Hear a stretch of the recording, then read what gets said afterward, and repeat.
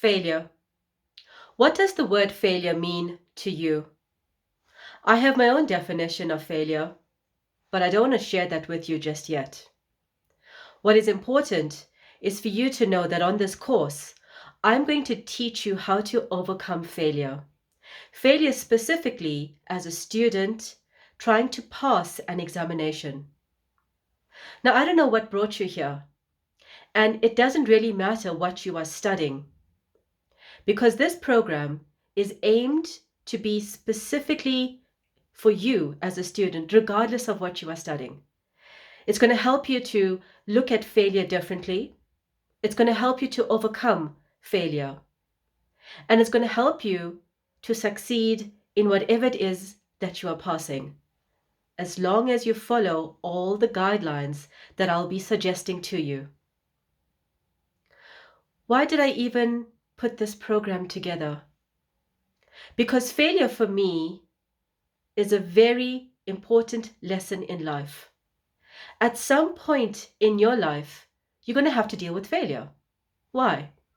Because failure is a part of life. So the sooner you learn how to deal with failure in an exam level, the sooner you'll be able to learn how to deal with failure on a much bigger level in your life. But I put this course together for more than that one reason. I put this course together because my own career started with failure. I've endured many failures on my way of success towards completing my various qualifications. The first failure that I experienced came in my third year of BCom. In that level, I was struggling with my auditing.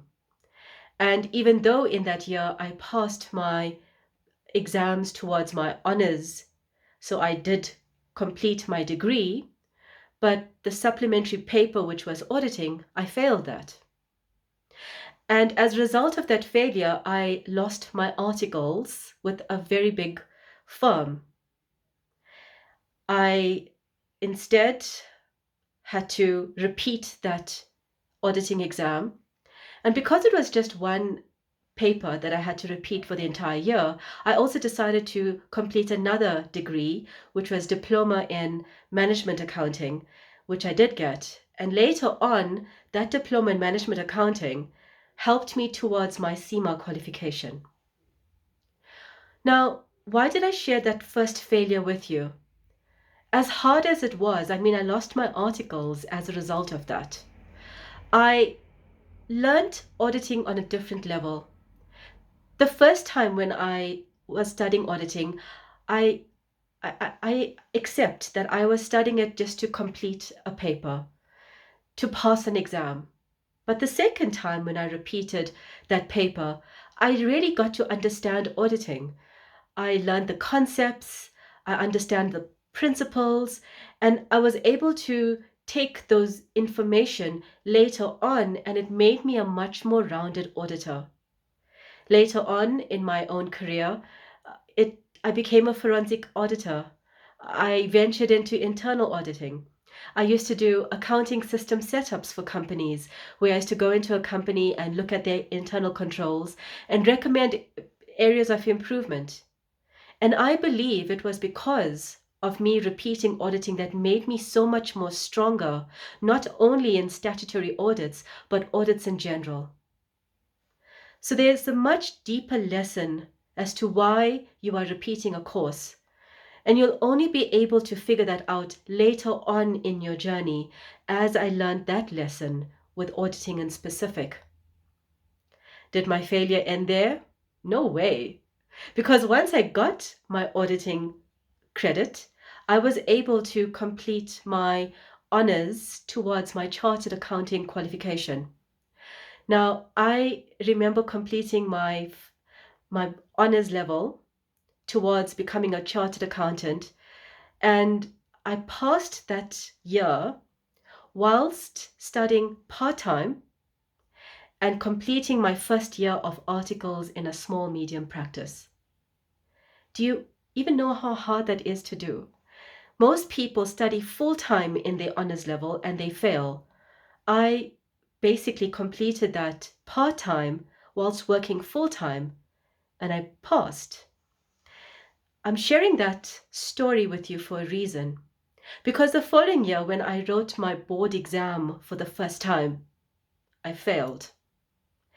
And that failure was a huge shock for me because here I was having just passed my honors level, which is a very tough exam, and I did that whilst studying part time, working full time, and yet I failed my board exam. When I reflected on the reasons why I failed, I realized that I was just too full of myself. Because of that attitude of thinking, okay, because I was able to complete my honors level part time whilst working full time, then board exam would have been just a breeze. I was given a very humbling lesson that that is not the case. That was my first attempt. My second attempt at board, which was the following year, I failed again. And this time it really floored me. I remember sitting that morning and the morning after I got my results, and I was just crying, sitting on the step, and my mom comes and finds me there, and she's like, "What's wrong? It's not the end of the world." And for me, it did feel like the end of the world because that exam, I really believed I went all out to study. With the few weeks that passed, I reflected on my actual exam preparation. And I realized that, yes, I studied hard, but I didn't study smartly. And there were a lot of techniques in exam that I wasn't really prepared for when I wrote that paper. And for those reasons, I failed. I did pass my board exam towards becoming a qualified chartered accountant on my third attempt. And I remember when I attempted that exam, just building up to the preparation, I went for a board course.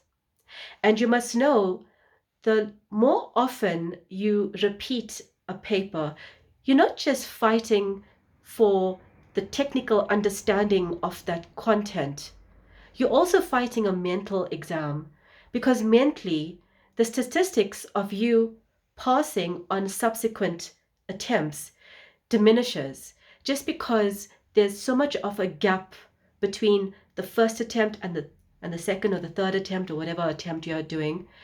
So you not only have to understand the content, but you also have to overcome the mental game and overcoming your thoughts that can suck you into that fear of failing again.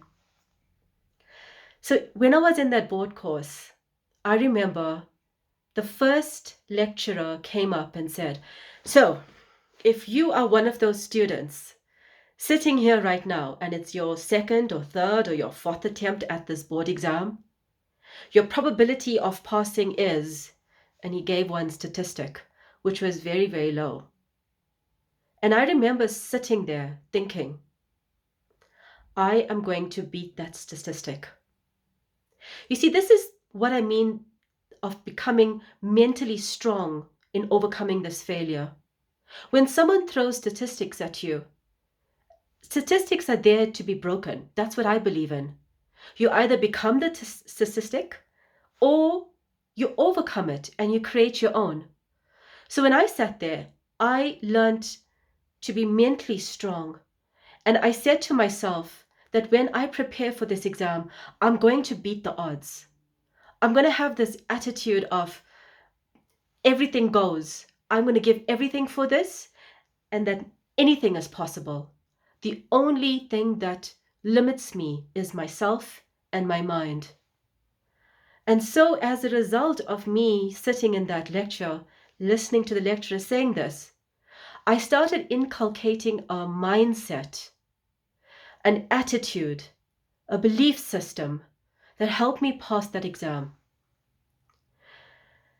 I'm telling you a lot about this particular exam because I believe that Having overcome that failure and passing my board exam on my third attempt wasn't just merely passing an exam.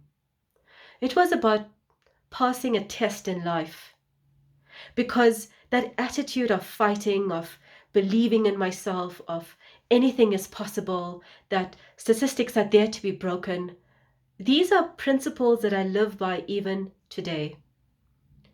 So I'm saying to you, just as how that failure has almost created a belief system so deep rooted within me, but it was born out of that failure, so too will you have a belief system, an attitude, a way of living that comes out once you overcome this failure.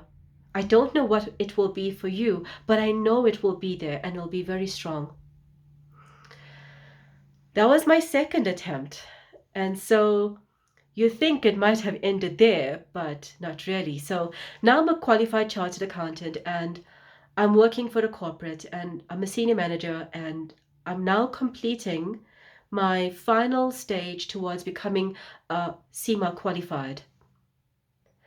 Now, the final leg of the CIMA exam is a report. And I said, hey, I'm in a senior position. I write reports on a regular basis. I might as well just continue with my work, hardly take any study leave, and just go and write the paper. I'm sure I'll pass. Of course, I did not. I failed with around 43%. And I remember thinking when I got that result that that result is a reflection of the amount of preparation I put into that exam. And it was also a reflection of me and my attitude taking that exam very lightly. So on my second attempt, I went all out for that exam. I attended a course, I analyzed past papers, I found trends. And I remember when I was studying for this exam, I came up with a technique of passing this exam. And even before I wrote the paper, I said to myself, when I pass this exam, I'm going to become a lecturer and teach other students the system that I've come up with of how to pass that particular exam.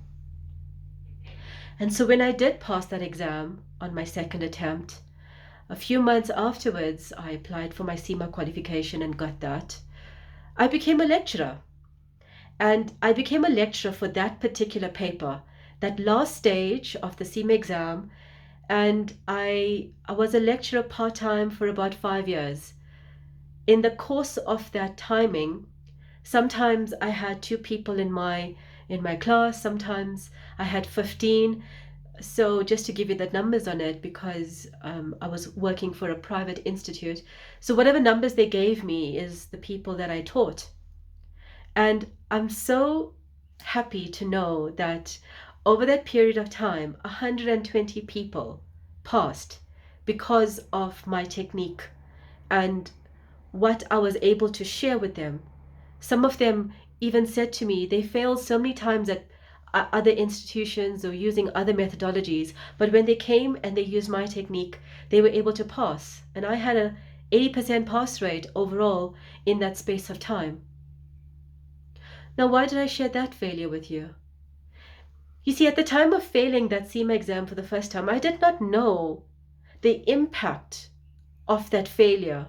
I didn't know that years down the line, my failure and my having come up with a solution of overcoming that failure would help 120 people become CIMA members themselves. So right now, I know that you are going through your own failure.